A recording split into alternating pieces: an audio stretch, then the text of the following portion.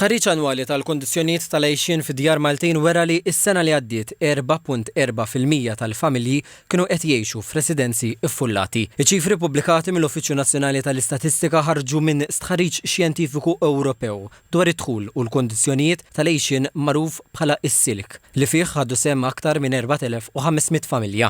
L-istħarriġ wera li 66.4% tal-familji Maltin huma sidin ta' djarhom. Ħareġ ukoll li 52.8% tal-persuni kollha li jgħixu fid-djar wieġbu li kellhom pis marġinali fl-ispejjeż biex ikollhom fejn joqogħdu. Min-naħa l-oħra kważi 25% qisu dawn l-ispejjeż bħala pis kbir waqt li 21.5% qalu li ma kienu ta' ebda pis. Ftit aktar minn 3/4 tal-persuni mċaħda mill-aktar affarijiet bażiċi qisu l-ispejjeż biex ikollhom fejn joqogħdu bħala pis kbir. Al kontrarju 41% biss tan-nies li kienu fir-riskju tal-faqar qisu l-ispejjeż tal-akkomodazzjoni bħala pis kbir. Ftit aktar minn 37% ta' dawk intervistati qalu li l-akbar sfida marbuta mal-akkomodazzjoni hija t-tniġġis, il-ġimgħid jew problemi ambjentali oħra, waqt li t-tieni l-akbar problema msemmija minn 34% tal-persuni hija l-istorbju mill-ġirien jew mit-triq.